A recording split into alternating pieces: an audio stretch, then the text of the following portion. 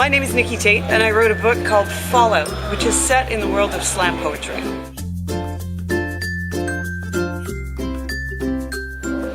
You came back to me 3 years later, 3 years after forest fire dissolved into ember, after floodwaters receded, after picking out the stitches that embroidered your name into my skin. You showed up at my door with a gift in one hand and a confession in the other, and I still can't tell which one is which. I love slam because it's intense, it's immediate, and it's honest, and it's raw.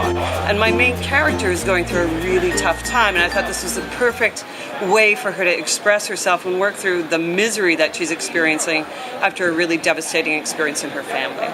So the book is about a girl whose younger sister commits suicide, and she works through the pain and the aftermath of that event through competing in slam poetry competitions.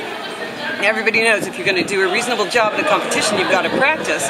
And so this little reading I'll do now is of the main character practicing in her bathroom as she prepares for the next round of an intense competition. I practice in front of my bathroom mirror. A mop handle is my mic. Even though I work every day this week, I'm squeezing rehearsal time into every spare minute. I can't afford to stumble over a line at the next slam. In the mirror, I'm awkward and clumsy. I move my hands in time with the opening line of the hospital poem. A sweep of one arm shows my family gathered at the emergency room. Hannah's family? We nod, a family of bobbleheads. What about Hannah? Daughter, sister, child. Where is she? What happened? We are herded into the quiet room, lambs to the slaughter. Where is she? What happened? Nurses, doctor, priest, they fill in the gaps as best as they can. Each piece of information. She was hit in a crosswalk, balanced by more questions. Was she alone? Was the driver drunk? How badly hurt? The answers, an avalanche of agonies. Alone, she was alone. Bus driver, devastated. Your daughter so far beyond hurt, no treatment possible. We did everything we could. A bus is no match for a determined child. They throw questions back. Was she depressed? Did she talk about hurting herself? My mother shouting, "Charge the driver!" They reply a question. Was there a note? My mother asking, did Hannah have her crutches? As if crutches could beat back a bus. Someone mentions the bottle of Smirnoff, how the thin skin of the paper bag must have saved it. This seems as incredible as the idea that Hannah's skin could not hold her together. When can we see her? My father's hand touching my mother's shoulder sagging beneath its weight.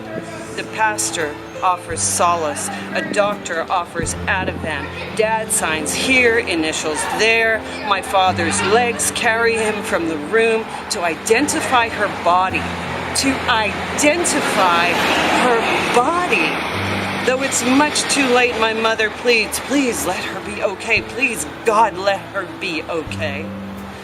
Fistfuls of tissue wedged against a river of tears so wide and so deep, we still have not reached the other side.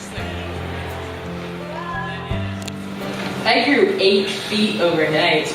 Yeah, my spine arrived late in the mail. My mind was once spotted and rotted, now sleeps in the skies. His love is too fleeting.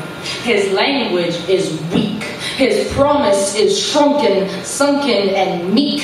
This is my big fat life. This is my beating heart. This is my goddamn right to leave him flimsy in the dark. I'm standing out here on Broad Street in Victoria, where we've just spent a fantastic evening listening to young poets in a slam poetry competition. The great news is slam poetry happens everywhere, and if it's not happening in your town yet, make one happen. Get a group of people together and just start telling your story, because nobody can tell a story better than you can.